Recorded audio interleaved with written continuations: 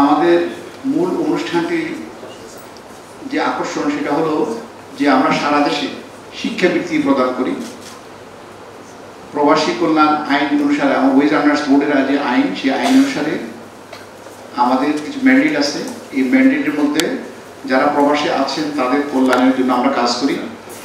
অন্যদিকে যারা দেশে ফিরে এসেছেন তাদের জন্য মঙ্গলের জন্য, কল্যাণের জন্য আমাদের কাজ করতে হয়।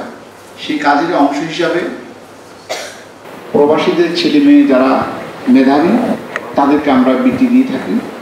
তাদের মধ্যে ঢাকা বিভাগে আমরা মোট 446 জনকে আমরা বৃত্তির জন্য আমরা নির্বাচন করেছি। তারা বৃত্তি জিতেছেন।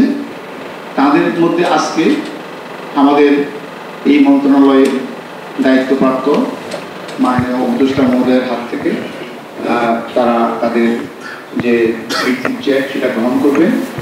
এই উপলক্ষে আমরা যে প্রবাসী বাইরের প্রতিবন্ধী বাচ্চা যারা আছে তাদেরকে আমরা যে সহায়তা করে থাকি সেটা সহ অসুস্থদের চিকিৎসার জন্য যারা বিদেশে চলে এসছেন এখন অসুস্থ তাদের জন্য দেওয়া হয় সেগুলি, এবং বিদেশি মৃত্যুবরণকারী সবাইকে আমরা বিভিন্ন ধরনের যে সহায়তা দিই সেগুলি চেক বিতরণ করা হবে। তো এই অনুষ্ঠানে আপনারা এসেছেন, বিশেষ করে ছাত্ররা যারা আমি দেখেছি 12টা পরে ওনারা চলে এসেছেন এখানে।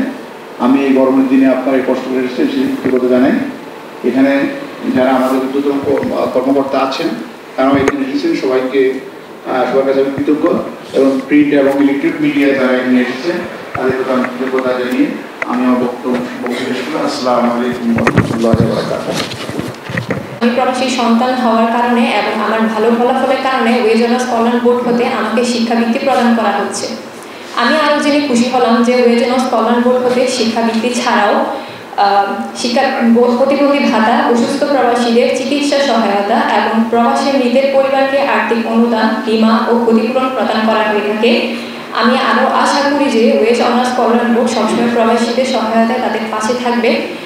আজ আমি প্রবাসীদের সন্তানদের পক্ষ থেকে ওয়েজ আর্নার্স কল্যাণ বোর্ড এবং প্রবাসী মন্ত্রণালয়কে ধন্যবাদ জানিয়ে আজকের বক্তৃতা শেষ করছি। আসসালামু আলাইকুম। আবারও সালাম, আসসালামু আলাইকুম। আমার স্বামী দীর্ঘ প্রায় 22 বছর সৌদি আরবে ছিলেন, রিয়াদে, এবং আজকে প্রায় 5 মাস যাবৎ। তো 5 মাস পর আজকে আমি একটা অনুদানের চেক পাবো। 3 লক্ষ টাকা হয়তো অনেকের কাছে খুব অল্প টাকা, কিন্তু এই টাকাটা আমার সংসারের জন্য অনেক উপকার। আমার 2টি কন্যা সন্তান, আমার কোনো ছেলে নেই। এই টাকাটা আমার সংসারের জন্য অনেক উপকার হবে। টাকা দিয়ে আমি আমার কিছু ঋণ আছে সেটা পরিশোধ করব, এবং বাকি টাকা দিয়ে আমি যে কোনো একটা কিছু করে আমার সংসারটাকে আমি চালিয়ে নিয়ে যেতে পারবো। আমার স্বামী শরীরে ফুসফুসে কার্সিনোর টিউমার ও ওখানে দুর্ঘটনায় পায়ের একটা আঙুল চলে যাওয়ার কারণে আমি ওয়েজ আর্নার্স কল্যাণ বোর্ডে চলমান সকল চিকিৎসার কাগজপত্র জমা দেওয়ার ফলে তারা ভিডিও কলের মাধ্যমে ওর শারীরিক অবস্থা দেখার ফলে 1.5 লক্ষ টাকা প্রদান করার সিদ্ধান্ত নেয়। এই টাকার মাধ্যমে আমি ওর বাকি চিকিৎসাটা সম্পূর্ণ করতে পারবো। এই জন্য কল্যাণ বোর্ডকে অসংখ্য ধন্যবাদ। এইচএসসি ক্যাটাগরিতে শিক্ষাবৃত্তিপ্রাপ্ত প্রবাসী কর্মী জনাব দেলোয়ার হোসেনের মেধাবী সন্তান জনাব আব্দুর রহমান চাহা। আসসালামু আলাইকুম সবাইকে। প্রথমে কৃতজ্ঞতা জানাচ্ছি যারা তাদের অক্লান্ত পরিশ্রমের বিনিময়ে আমাদের দেশের অর্থনীতি টাকাকে সচল রেখেছেন, তাদেরকে সালাম জানাচ্ছি। এবং ধন্যবাদ জানাচ্ছি উপদেষ্টা ডক্টর আসিফ নজরুল স্যারকে এবং সংশ্লিষ্ট কর্মকর্তা কর্মচারীবৃন্দ যাদের অক্লান্ত পরিশ্রমের ফলে এরকম গুরুত্বপূর্ণ একটি মন্ত্রণালয় সুষ্ঠুভাবে পরিচালিত হচ্ছে এবং এরকম সুন্দর একটি অনুষ্ঠান আয়োজিত হয়েছে। আমার মনে পড়ে সেই দিনটির কথা, যেই দিন আমার বইয়ের ভর্তি পরীক্ষার রেজাল্ট দিয়েছিল। আমি অনেক হাসি মুখে আমার বাবা মাকে জানিয়েছিলাম আমার রেজাল্টের কথা, এবং আমার মনে পড়ে আমার বাবার সেই হাসি মুখের কথা, যে হাসি মুখ দেখে আমি আমার রেজাল্টের চেয়ে বেশি আনন্দিত হয়েছি। আমাদের যাদের বাবা মা প্রবাসে থাকে এবং অক্লান্ত পরিশ্রম করে আমাদের জীবন সুন্দরভাবে কাটানোর জন্য দেশে আমাদের জীবিকার ব্যবস্থা করে দেন, তারা সে দেশে যে কত কষ্টে থাকেন এটা শুধু তারাই জানে।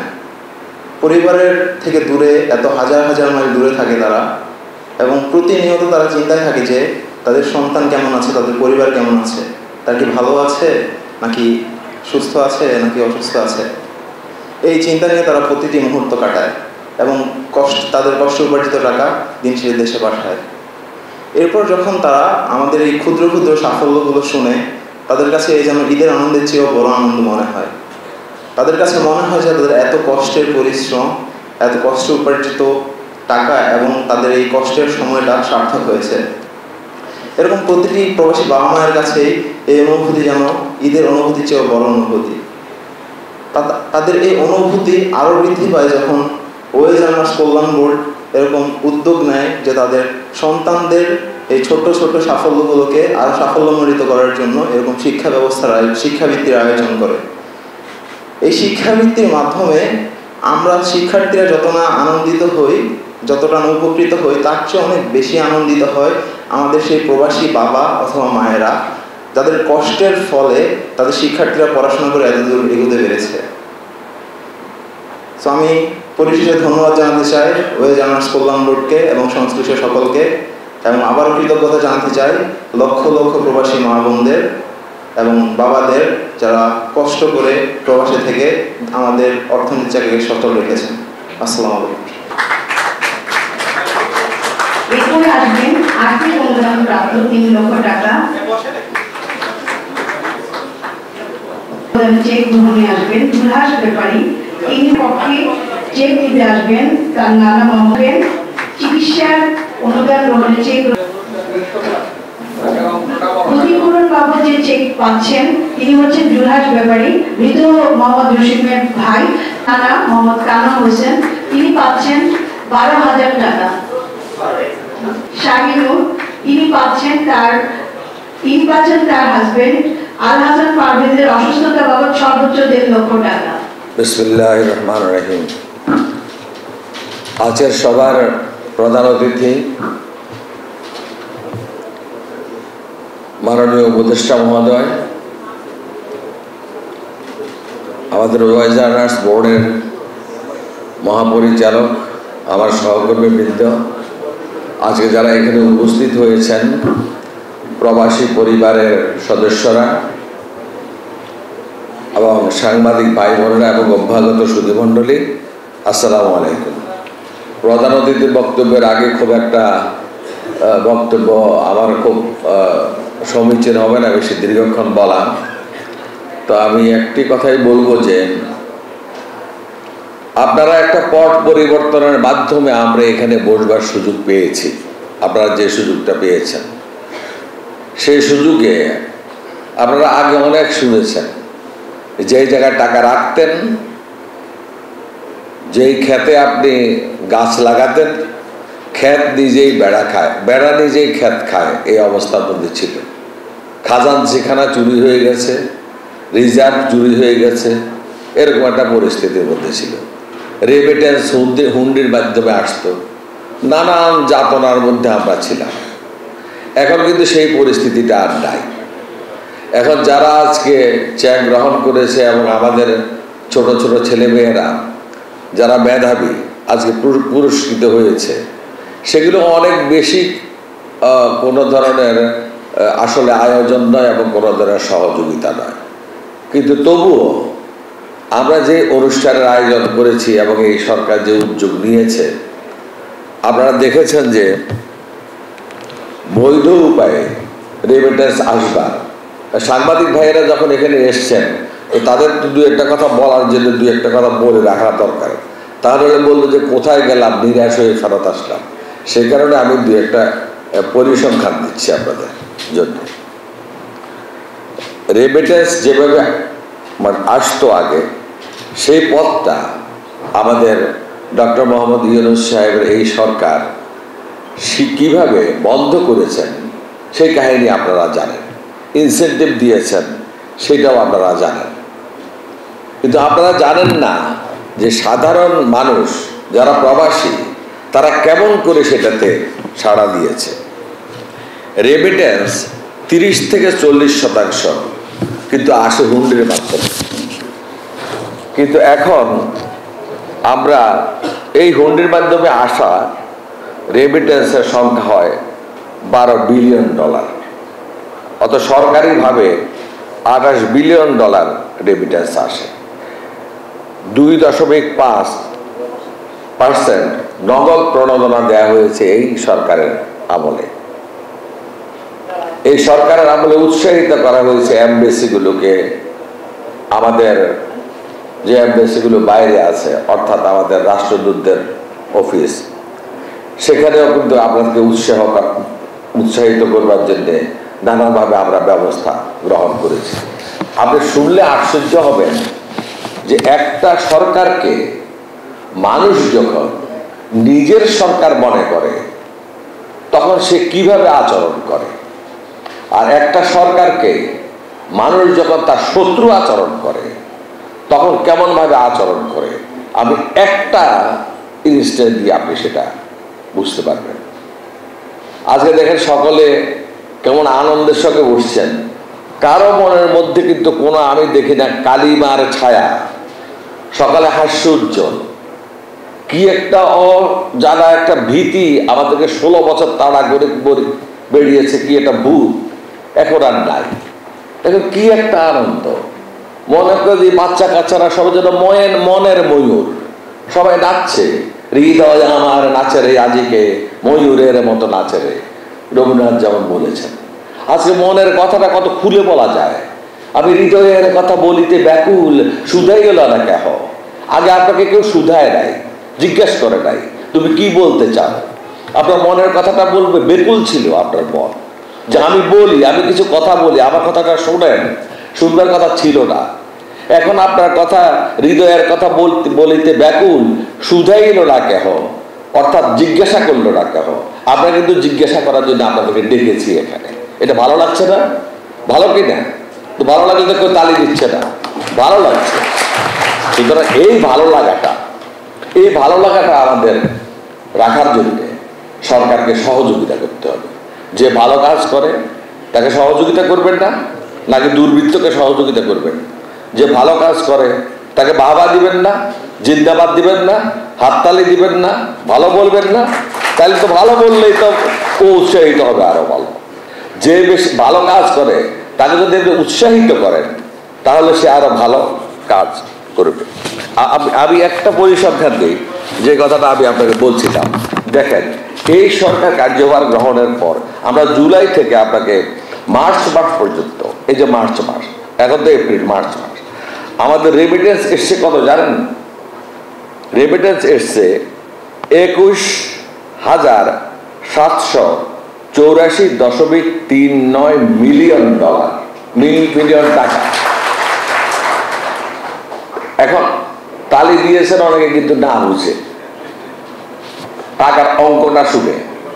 এখন কিন্তু আবার তালি দিবেন উল্টা পিঠে যখন শুনবেন যে এই 2023-24-এ যখন ওই সরকার ক্ষমতায় ছিল তখন একই সময়ে রেমিটেন্স আসছিল মাত্র 17,000 মিলিয়ন ডলার। এখন আমাদের আসছে কত? 21, তাদের আসছে 17। বাকি টাকা কোথায় গেল? রিজার্ভ চুরি করার একটা জিনিস শুনছেন না?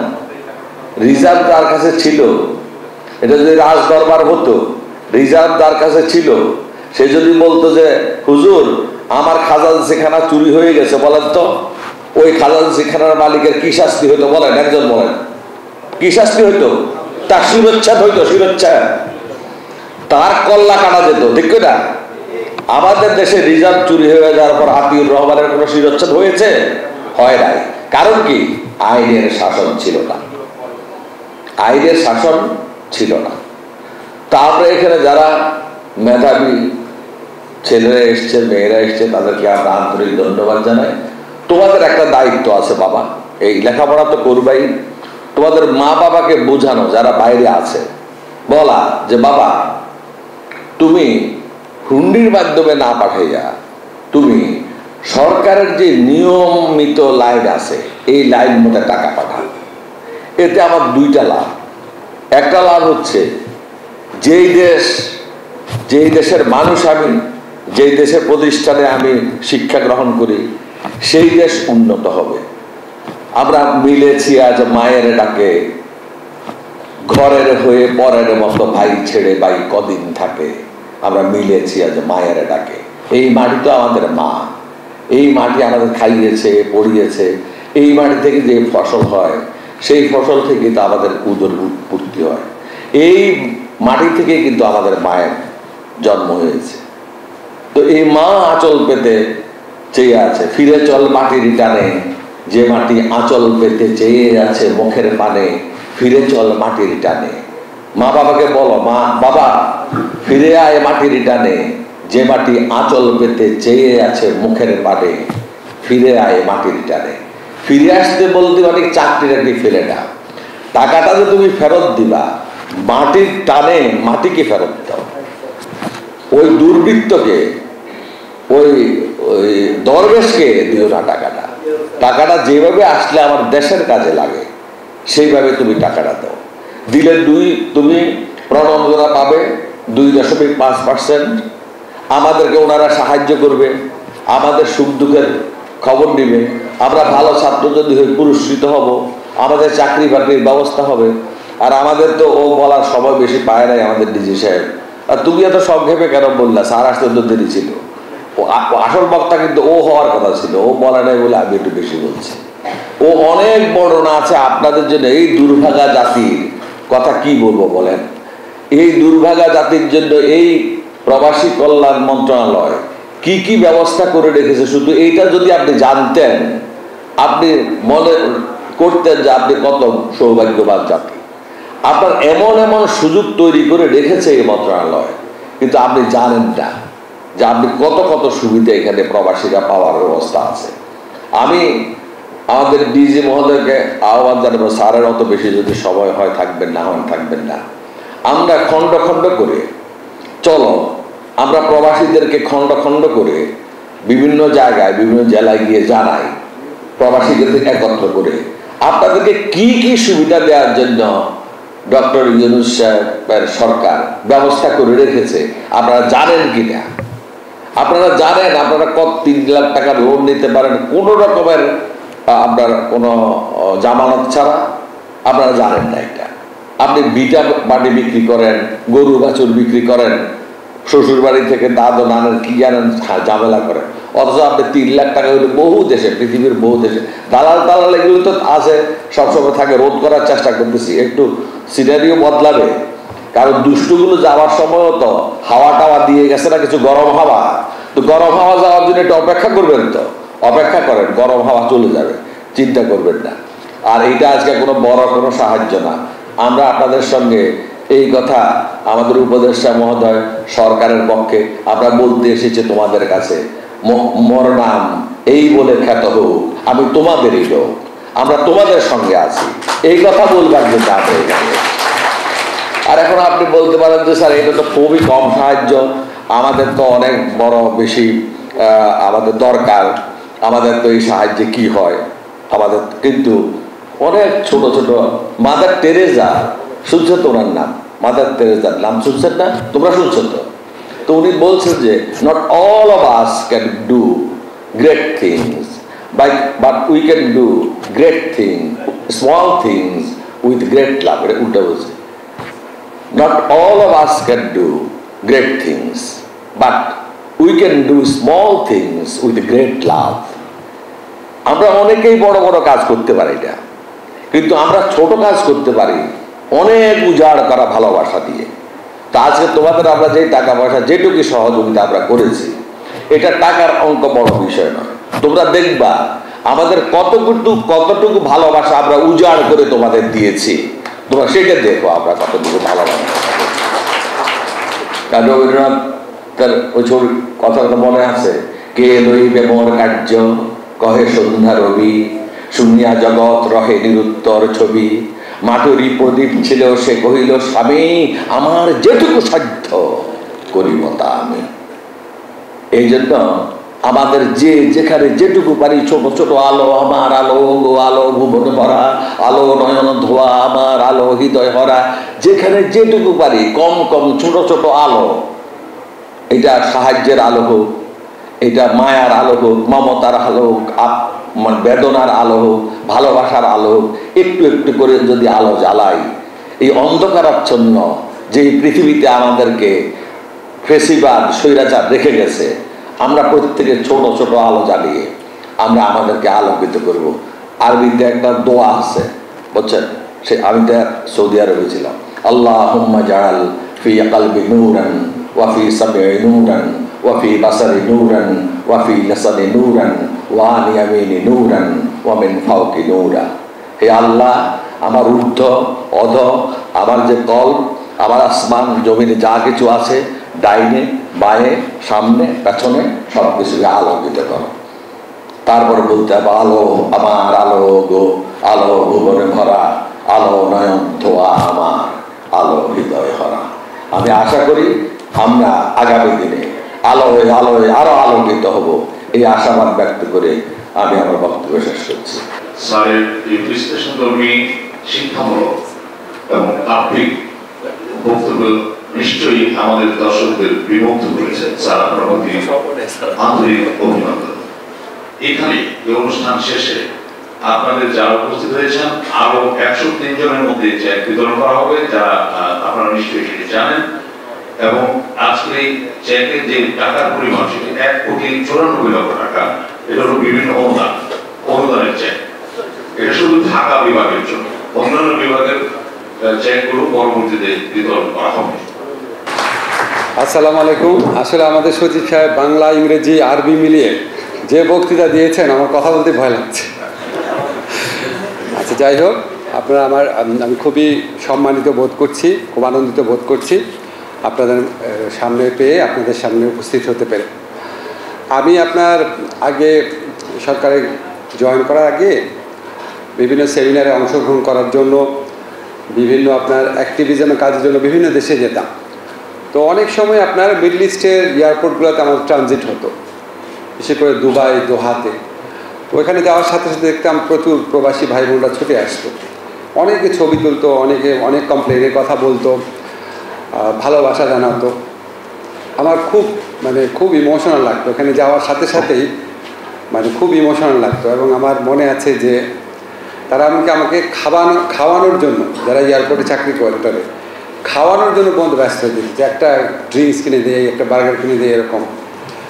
খুবই গরিব ছিল ওনারা, পরিচ্ছন্ন কর্মী, কিন্তু ওনাদের আন্তরিকতা দেখে খুবই ভালো লাগতো আর খুব স্পর্শ করতো আর কি। তা আমার জীবনের সৌভাগ্য যে আমি ওনাদের জন্য কিছু করার মতো একটা জায়গায় আল্লাহ আমাকে দায়িত্ব দিয়েছেন। আর আমার জীবনে দুর্ভাগ্য হচ্ছে আমি এত কিছু করতে চাই, কিন্তু খুব কমই করতে পারি। সবসময় মনে হয় যে আরও যদি অনেক বেশি কিছু করতে পারি, আরও যদি অনেক বেশি করতে পারি। আমাদের সচিব সাহেব আছেন, আমাদের এখানে প্রবাসী কল্যাণের কর্মকর্তারা আছেন, ওনারা দিন রাত পরিশ্রম করেন, কিন্তু সারাক্ষণ আমি ওনাদের বকা দিই, আরও করেন, আরও তাড়াতাড়ি করেন, আরও করেন। কিন্তু তারা আপনাদের জন্য অনেক কষ্ট করেন। আজকে আমাদের যারা প্রবাসী কল্যাণ মন্ত্রণালয়, প্রবাসী কল্যাণ বোর্ডে যারা আছে, তাদের প্রতি আপনারা একটা হাততালি দেন। আর আপনারা যে আমাদের রেমিটেন্স দিয়ে এই পুরা দেশটাকে বাঁচিয়ে রেখেছেন। আজকে যে আমরা বড় বড় গলায় কথা বলি, আপনার গ্র্যাজুয়েশনের কথা বলি, উন্নত দেশ হয়ে যাচ্ছি বলি, আজকে এই যত বড় বড় উন্নয়ন প্রকল্প দেখেন সব কিছুর মূল অংশীদার হচ্ছেন আপনারা। আপনাদের টাকায় আমরা এই বাংলাদেশের স্তম্ভ রচিত হয়েছে, বাংলাদেশ এগিয়ে যাচ্ছে। আপনাদের সবার জন্য আমরা সব একটা হাততালি দিই। আমি আপনাদের বলেছি, আমরা আসার পর অল্প অল্প করে চেষ্টা করেছি। আপনারা জানেন আমাদের প্রধান উপদেষ্টা নোবেল বিজয়ী ডক্টর মোহাম্মদ ইউনূস, ওনার ব্যক্তিগত সুখ্যাতির কারণে উনি একটা অসম্ভব কাজ সম্পন্ন করেছিলেন। উনি আসার পর যেটা কেউ ভাবতেও পারেন। আপনারা জানেন যারা মিডল ইস্টে চাকরি করেন, যাদের পরিবার আছেন, মিডল ইস্টে একটা দেশে জেলে নিয়ে গেছে পুলিশ, আর সেখান থেকে বাংলাদেশে নিয়ে আসা, এটা সম্ভবত ডক্টর মোহাম্মদ ইউনূসের পক্ষেই একা সম্ভব ছিল। উনি আমাকে বলেছিলেন, উনি যখন সংযুক্ত আরব আমিরাতে ফোন করেছিলেন, তখন এখানকার আমির বলেছিল যে আমাদের দেশের আইন তো এরকম না, আমি তোমাকে খুবই পছন্দ করি, রেসপেক্ট করি, তোমার জন্য পার্সোনাল গিফট হিসাবে আমরা সব বন্দীদেরকে ছেড়ে দিচ্ছি। তো সেটা ছিল শুরু। এরপর আরও অনেক দেশ থেকে যারা বন্দী ছিলেন ফিরে এসছেন, এবং আমরা প্রবাসী কল্যাণ মন্ত্রণালয়ের পক্ষ থেকে আমরা নতুন একটা ডিসিশন নিয়ে আমরা প্রত্যেকটা পরিবারকে, এটা কিন্তু অ্যালোকেটেড ফান্ড ছিল না, প্রত্যেকটা পরিবারকে আমরা 50,000 টাকা করে দিয়েছি। তারপরেও যারা দুবাই, তারপর যারা সংযুক্ত আরব আমিরাতে, অন্যান্য জায়গা, কাতার বা সৌদি আরব থেকে যারা ফিরে এসেছেন বৈষম্য বিরোধী ছাত্র আন্দোলনের সাথে সংহতি জানিয়ে, ওনাদের মনে একটা কষ্ট আছে যে আমরা ওনাদের জন্য আরও কিছু করতে পারি নাকি। তা আমাদের সীমাবদ্ধতা আছে, কিন্তু আরও কিছু করার চিন্তা আছে, এটা একটু পরে বলছি। এছাড়া আমরা প্রবাসীদের যে সবসময় দেখতাম এয়ারপোর্টে গেলে অনেক হয়রানি হয়, সেটা দূর করার জন্য আপনারা দেখবেন যে সহায়তা কর্মী নিয়োগ দেওয়া হয়েছে। আমরা একটা প্রবাসী লাউঞ্জ করেছি, সেখানে আমরা দেখলাম যে লাউঞ্জটা এত ভালো যে অন্যান্য যাত্রীরাও আসে। তো আমরা যাতে প্রবাসী যারা রেমিটেন্স যোদ্ধা আছেন ওনারা যাতে আরও বেশি করে যান, সেই জন্য ওখানে 30% ডিসকাউন্টের ব্যবস্থা করেছে খাবার। আপনাদেরকে আমি গ্যারান্টি দিয়ে বলতে পারি ওইখানকার লাউঞ্জে খাবারের দাম যেটা আছে সেটা শুধু আমাদের এই আন্তর্জাতিক বিমানবন্দর না, কোনো ডোমেস্টিক এয়ারপোর্টে, লোকাল এয়ারপোর্টে এত কমে, এত সস্তায় আপনারা এই সমস্ত সুবিধা পাবেন না। এগুলি খুবই অল্প অল্প করে আমরা করার চেষ্টা করছি। আপনারা জানেন যে এর আগে আমাদের সমস্ত প্রবাসী ভাইরা সেখানে মৃত্যুবরণ করতেন, প্রতিদিন 15-20 জনের মৃতদেহ আমাদেরকে গ্রহণ করতে হতো। আর এটার জন্য আপনার অ্যাম্বুলেন্স ভাড়া দিতে হতো, অ্যাম্বুলেন্সে প্রবাসী পরিবারকে ভাড়া দিয়ে নিতে হতো। আমরা সেটা ফ্রি করে দিয়েছি, আরও 2টো ফ্রিজিং অ্যাম্বুলেন্স কিনতে যাচ্ছি। অ্যাম্বুলেন্স মৃতদেহগুলি বলতে ভালো লাগে না, বাট যারা ওখানে মানে করুণভাবে মৃত্যুমুখে পতিত হন তাদের পরিবারে কি ভোগান্তি হয় সেটা আমরা জানি, সেটা জেনে আমরা এগুলি করার চেষ্টা করছি। প্রবাসী সাপোর্ট সেন্টার একটা আছে আমাদের এই বিল্ডিংয়ে, আর ওয়েজ আর্নার যেটা সেন্টার আছে এটা আপনার বিমানবন্দরের কাছে। যারা অনেক সময় আপনারা আছে প্রবাসীরা যে হয়তো পরের দিন ফ্লাইট, রাস্তায় দেরি হবে না যে চিন্তা করে আগের দিনই চলে আসেন, বা ফ্লাইট আপনার দেরি হয়ে যায়, তো ওনাদের ওখানে থাকার জন্য 50 শয্যা বিশিষ্ট ডরমিটরি আছে। এই ডরমিটরিটা এখন খুব বেশি ব্যবহার হয় না, কারণ এটাতে যাওয়ার রাস্তাটা খুব মানে খারাপ অবস্থায় আছে। তো আমাদের প্রবাসী কল্যাণ বোর্ডে ব্যারিস্টার সারোয়ার জয়েন করেছেন, অত্যন্ত ডাইনামিক অফিসার। উনি তো আমাকে কথা দিয়েছে। কতদিন লাগবে সারোয়ার রাস্তাটা হতে?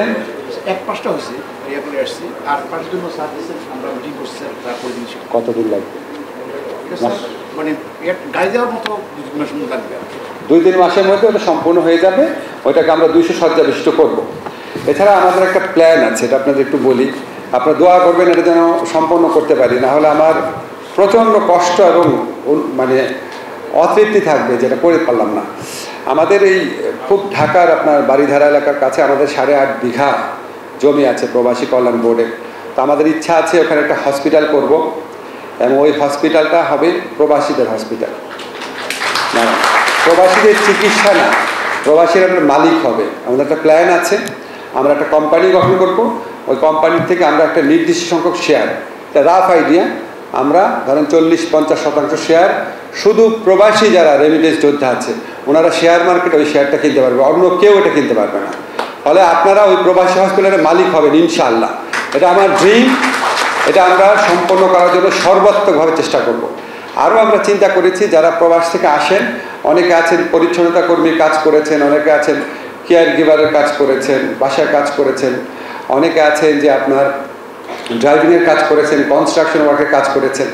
এদের সবাইকে তো আর হসপিটালে চাকরি দেওয়া যাবে না, কিন্তু ওই হসপিটালটা হলে সেখানে যারা আপনার নার্স আছেন বা যেখানে যারা পরিচ্ছন্নতা কর্মী আছেন, সিকিউরিটি গার্ড আছেন বা ড্রাইভার আছেন, সেখান থেকে অগ্রাধিকার ভিত্তিতে আমরা বিদেশ থেকে যেসব প্রবাসীরা ফিরে আসবেন তাদেরকে চাকরি দেওয়ার চেষ্টা করব। এবং আমাদের ইচ্ছা আছে ওই হসপিটালটা আমরা বাংলাদেশের one of the best hospital বানানোর চেষ্টা করব। এটা একটা জেনারেল হসপিটাল হবে, ডায়াগনোসিস সেন্টার হবে, সেখানে প্রবাসীদের জন্য অবশ্যই স্পেশাল ডিসকাউন্টও থাকবে। এবং এটা যা সবচেয়ে বড় কনসেপ্টটা হচ্ছে এই হসপিটালের আংশিক হলেও মালিকানা থাকবে প্রবাসীদের কাছে। এটা আমাদের অনেক বড় একটা ড্রিম, সবসময় স্বপ্ন দেখে এটা করে যতদিন আছি সরকার এটা করে দেখে যেতে পারবো। তাহলে আমাদের বিদেশ প্রত্যাগত যারা প্রবাসীতে থাকে তাদের জন্য একটা স্থায়ী একটা পুনর্বাসনের ব্যবস্থা করা যায়। আরেকটা জিনিস আপনারা জানেন, আজকে এখানে 2 কোটি টাকা অনুদান দেওয়া হচ্ছে, শিক্ষাবৃত্তি, প্রতিবন্ধী ভাতা, শিক্ষা সহায়তা, মৃত্যুবরণকারী প্রবাসীদের পরিবারকে সহায়তা। তো আমরা যখন সহায়তা বলি, ধরেন অনেক টাকা বলি, প্রায় 200 কোটি টাকা দেওয়া হয়েছে, আজকে 2 কোটি টাকা দেওয়া হচ্ছে। তো আমরা যখন এরকম বলি আপনাদের কাছে মনে হতে পারে যে আমরা হয়তো আপনাদেরকে টাকা দিচ্ছি, এটা কিন্তু আসলে সত্যি না।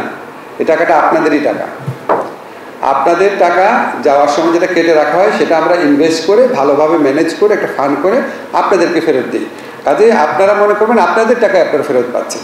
এবং আমাদের যে নিয়ামত ভাই আমাদের সচিব সাহেব করলেন, যত ইনশাআল্লাহ আপনারা রেমিটেন্স পাঠাবেন, আমাদের সাথে সম্পর্কিত থাকবেন, আমরা ততই আপনাদের কল্যাণের জন্য পদক্ষেপ নিতে পারবো।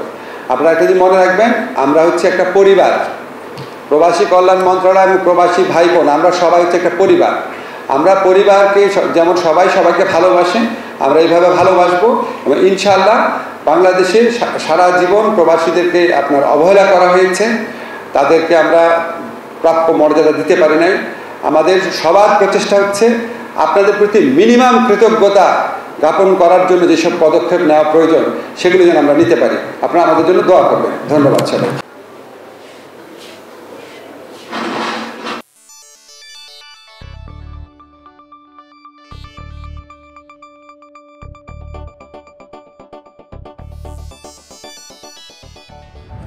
আপনারা দেখছেন প্রবাস বার্তা।